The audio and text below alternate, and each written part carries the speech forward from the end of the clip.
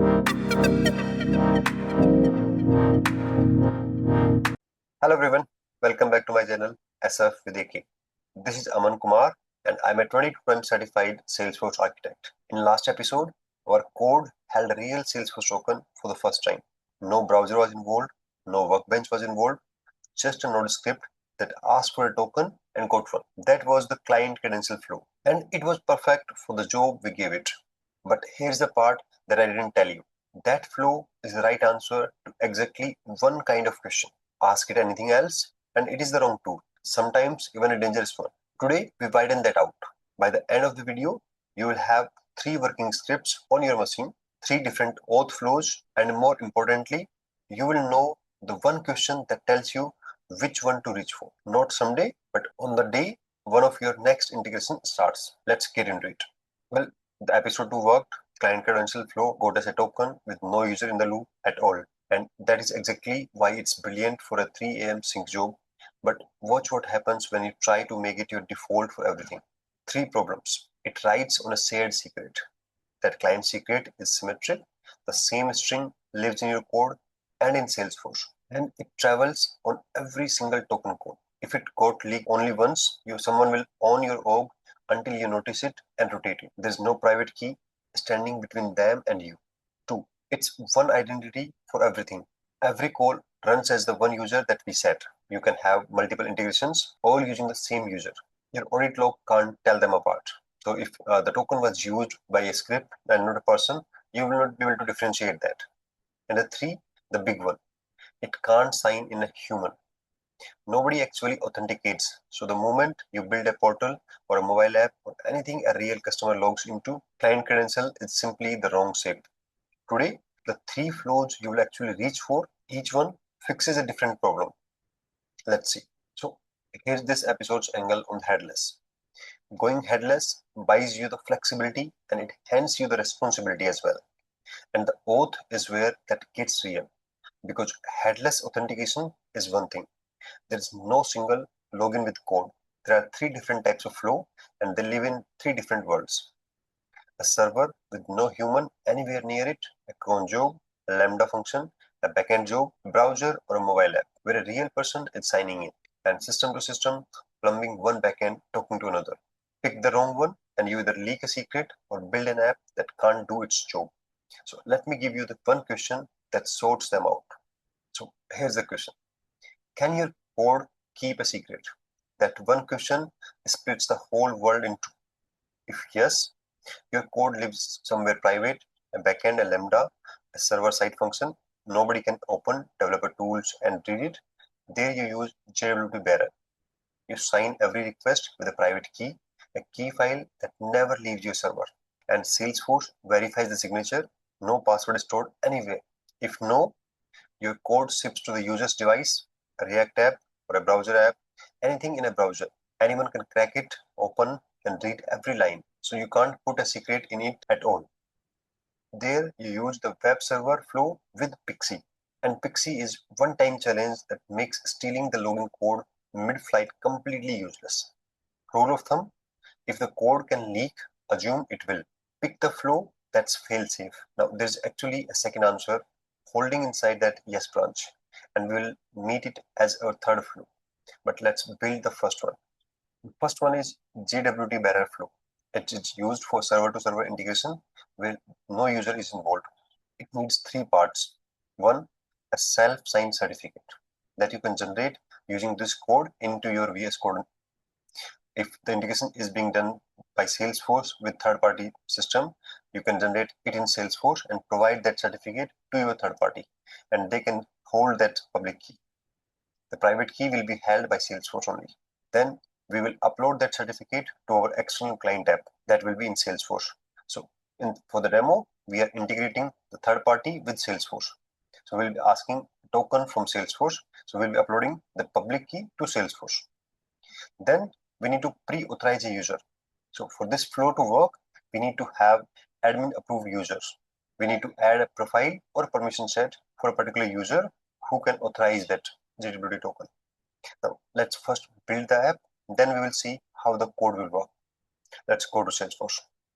Okay, let's first build the connected app. Let's go to setup and go to external client app manager. So I have already created one app which I will be using in the code to show you how you can set that up. Let's create a new one. Let's type in Headless JWT, or you can say just OAuth. You will be using the same app for JWT as well as the web server flow. So in the address, let's enable the API. Okay, we need a callback URL. For JWT, you do not need a callback URL, but for the web server flow, you will need one. Let me copy the URL. Okay, for local, it will be something like this. And for Postman, you can copy it from the Postman. So let's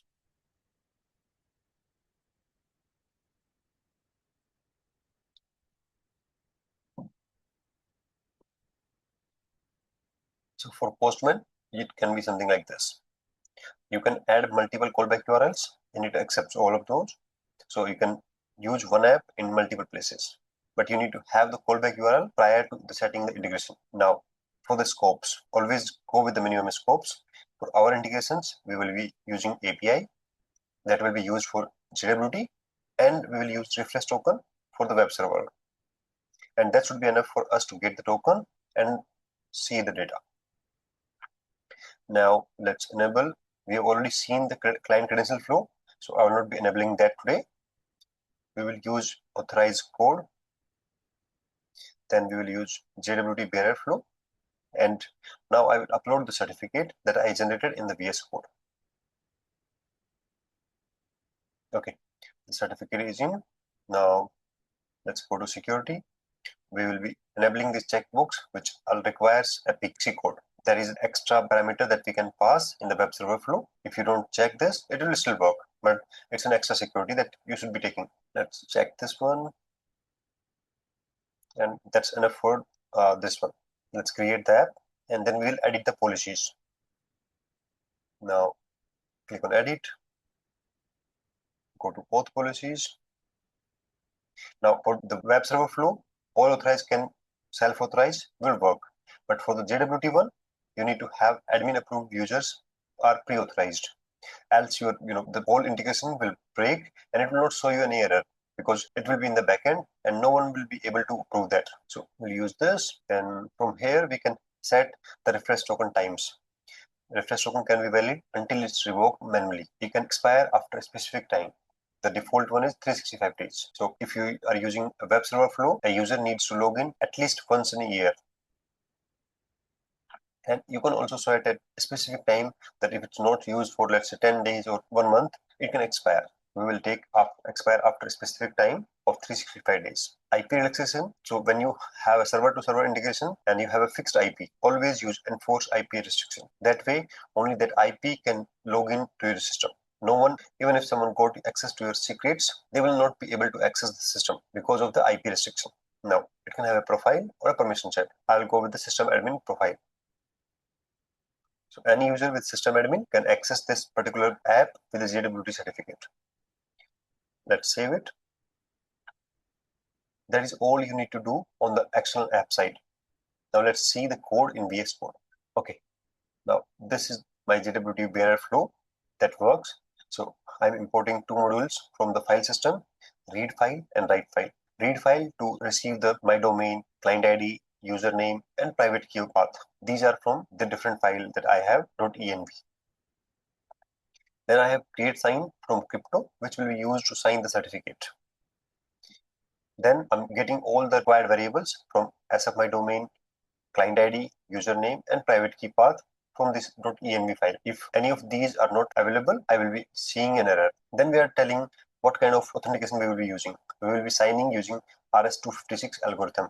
So we are providing that in header. Then we are getting time.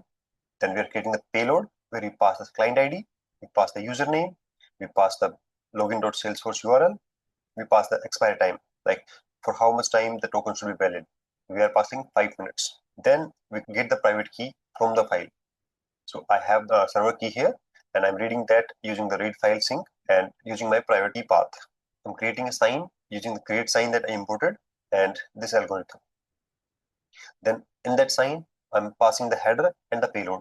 And at the end, I'm signing that using the private key. And for the last step, we are combining all of those, the header, the payload, and the signature, which is already signed with the private key. Now we just need to pass that the body parameter that will be final, the grant type, which will be JWT Bearer. Assertion, we are passing the JWT variable that we created. Now we will make a post request to services auth2 token along with the body that we created here and wait for the response. As soon as the data comes in, we will have the token. We will write that token and the instance URL to our token.json file, which is this one. And in the console, we will be seeing if there is any error or we have the token or not.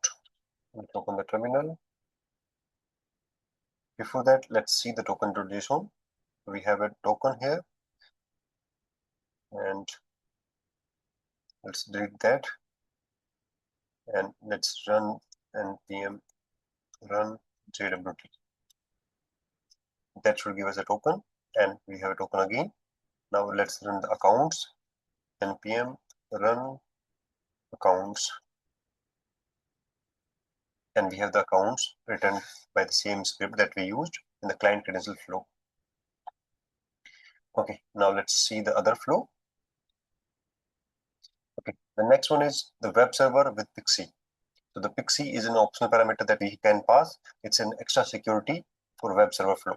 In the PKCE one, we generate a verifier first, then we send the challenge, user logs in, then they redirect to a particular page, the callback URL that we set, and then we exchange that code that the Salesforce provided along with the verifier, and it gives us an access token. Now we will be using the same app that we set up for JWT, and we will have a different code. Now let's explore the code first, then we'll see how it works. Okay, PKCE will start from PKCE start because it's a two-step process. In one, we will be getting a URL that we can paste in the browser and get the code. Then we will be exchanging that code with the verifier for a token. In the PKCE start, we are using random bytes and create hash from crypto. The random bytes will be used to create a random number or code that we will use, and then using that number, we'll create another challenge that we will send to Salesforce. Two modules, read file syncs and write file sync from the file system. Then we're getting the variables as of my domain, as of client ID, as of client secret, and redirect URI. The client secret is only needed when we are using a refresh token. If you are not using a refresh token, it's not a required parameter. First, we will see existing tokens. If there is a token, we will just use that. And if the token has a refresh token, that means we can use that refresh token and avoid the logging part. For the refresh token flow, first we will see that, then we will go to the token flow. If we already have a refresh token, we will create a post request using that. In the body, we will pass grant type as refresh token. In the refresh token, we will pass the parameter that we have in the token, then client ID and the client secret. Then we will send the post request and wait for token. If received, that's good. If no, we will explore the other option. We'll first create a verifier using random bytes. Then we will use that to create a hash challenge that we will send to Salesforce. We have already saved that verifier. Every time we generate a new verifier, it will be saved to PKCE verifier file. Now, the parameters that we need to pass, response type will be code because we will be getting a code. We will pass client ID, we will pass redirect URI, that's our local host for this particular flow. In the other systems, you will pass the system URL. I will show you that with the Postman as well, how it works in Postman. Then code challenge will pass the challenge that we created here. And in the code challenge method, we will pass how we created the code. So it's SH256, we will pass that. Now that will give us a URL that we can paste in our browser, and that will return as a code. And then once we have the code, we'll exchange that code for a token. Again, we are using the same two systems, read file sync and write file sync. The same variables, we'll just use the input that we pass using the code, and from that code, we'll build the URL. We have the code from here. We have the verifier from the verifier file. Then we create the body. Now the grant type will be authorization code. We'll pass the code that we received from the URL. We'll pass the client ID. We'll pass the client secret. We'll pass the redirect URI and the code verifier. Now the Salesforce will verify using this verifier if we are sending the same request or not. If it's a verified request, Salesforce will give us a token. Again, we'll process the token and store that token in the token.json file. Now this time we will do two things. We will store the access token as well as the refresh token. So if I go to token.json file, right now there is no refresh token because we used JWT flow and that does not need a refresh token. But for the web server flow, we can have a refresh token. Now let's run the PKCE start. So npm run PKCE start. Now we have the URL here. We can click on it and open in the browser, and then we will pass that back for the exchange of the token with the code.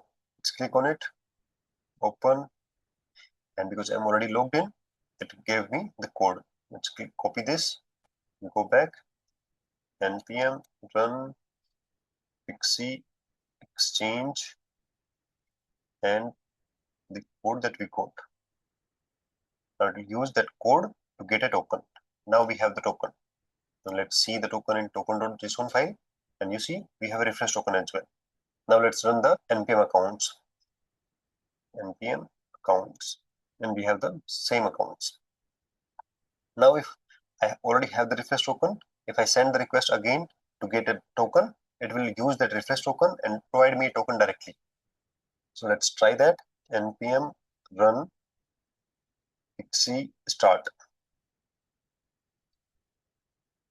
And as you can see, there's no URL. This time it already found a refresh token and got a token using that refresh token. That is how the web server with PKCE flow works. Now let's see how it will work in the Postman.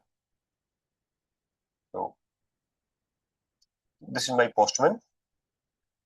In this, the auth type, I selected auth 2.0. This is just a name that I can pass, token name. Now for the grant type, I can use authorization code with PKCE or authorization code. So if I uncheck that checkbox that required PKCE, I can use authorization code directly and it will not generate the challenge. And it will have less parameters now. If I change that to PKCE, it will have more parameters like the code challenge type, code verifier, and all this. Now for the callback URL that we used in the external app that we created, we will be using that same because we are authorizing using a browser. The auth URL, service auth authorize. The token URL that will be used to get the token using the code is service auth to token. I've already pasted the client ID and client secret here. The code challenge type is SHA-256 and the scopes we are using is API and refresh token. Let's click on it again and we are in the org. As I was already logged in, it just gave me the pop-up that open in Postman and that will give me a token. Collecting access token and complete. As you can see, I got the token, access token type is bearer, and we have a refresh token here as well. That's how it will work for third parties as well. So if you are integrating your third party with Salesforce, where a user is involved, you use the web server with PKCE flow. It also works if you need the token per user. Like for each user, you want to have a different token. Now let's say you are integrating third party with Salesforce, or you're calling third party from Salesforce. For the JWT flow, you can generate the key directly in Salesforce. So we'll go to certificate and you can generate a certificate here. Click on create self-signed certificate, give it name, let's say Headless demo, and save. That will generate a self-signed certificate for you automatically. You can download that certificate, provide that to your third party, they will upload that, and your third party will hold the public key, Salesforce will hold the private key. When you call the third party from Salesforce, Salesforce will automatically sign the JWT using the private key. You can't see the key here, but in name credentials, it will have the key and you can sign it from there. Now let's move to the next flow. Okay, the last flow for today is client credential flow. And you already know this one because we used the same flow in episode 2. In this flow as well, no user is involved. You select the user in the connected app that we create. We just pass the client ID and client secret and it provides us a token. So I'm not going to rerun it here because we already have done that in episode 2. But we will do the comparison. JWT and client credentials both are server to server flows. No human is involved in both of these. The difference is Who is the caller? JWT signs with a private key that never leaves your machine. Client credentials sends a shared secret on every code. That is why JWT is the default one that you should be using. You drop to client credential only when running a key is impractical, and you have a secure system where you can store the secret. And against the PKCE, both are totally different. In PKCE, a human is signing in through a browser. In client credentials, no user is involved. So it's human, and another one is system to system. One thing to remember, when you do build a client credential flow, find the token request at your my domain URL and note the login.salesforce.com. You can say it's a new restriction that have with the external client app. It was not in the connected app, but in external client app, it should be your my domain URL. Client credentials is the right tool for a narrow real job. Episode 2 has the full walkthrough if you want to run it yourself. Okay, all of the three flows side by side. Let's see the comparison. Depending on who is the caller, system to system, you should be using JWT. If the key management is not practical and you have a place to store the client credential secrets, then you should be using client credential flow. If it's a browser or a mobile app where a user is involved, you will be using web server flow. User is involved or not? In JWT, you need to pre-authorize a user. In the web server, a real human logs in every time the refresh token expires. In client credential as well, you have predefined user. Secrets for JWT in a private key. Web server, nothing on client side. In client credential, you will have client secret on server. Token life for JWT, it's 2 hours, or you can have up to 2 hours. For our demo, we used only 5 minutes. In the web server, we have 2 hours plus the refresh token that can expire up to 365 days or whenever you set that refresh token to expire. In client credential, it will be up to 30 minutes. JWT is best when you are using it for cron jobs, ETL, Lambda, when a system-to-system integration is involved and no user should be there to log in. Then web server, when you want to have a user-based authentication where access of the user matters. Client credential, only when JWT is not feasible and you have a system where you can store the client secret. When you should avoid JWT, when you can't store a key file. Web server, when callback URL is not possible, because if there's no callback URL, it will break. In client credential, if you can't save the secret properly, you don't use it, else it will leak for sure. Always start with JWT for server to server, PKCE for URI, and client credentials only when you have a real machine-to-machine integration and you have a place to securely store the secret. 6 things to keep in mind when you're working on with any of the flows. First, you should not commit your secrets, like the secret key or the token. You should always use git ignore for that. For the web server flow, always use refresh tokens to get the new token. Else user will be needed to sign in. And it's not a good user experience if a user need to sign in again and again. Always go with the least privileged scopes. Put only the scopes that you need, like the API that we used for JWT and the refresh token for the web server. Then the rate limits. So Salesforce has rate limits for incoming calls. So you should be careful about that. You can check the rates in the company information and you can keep a watch on that. IP allow listing. If your code supports or your third party supports, it has a fixed IP, then always use IP whitelisting. That way, even if your secret leaks, they will not be able to access it because the IP will be different. Then the last one, you should rotate your keys quarterly at least. Okay, that is the episode 3. We have 3 working flows, and more importantly, we know which one to pick before we write a single code.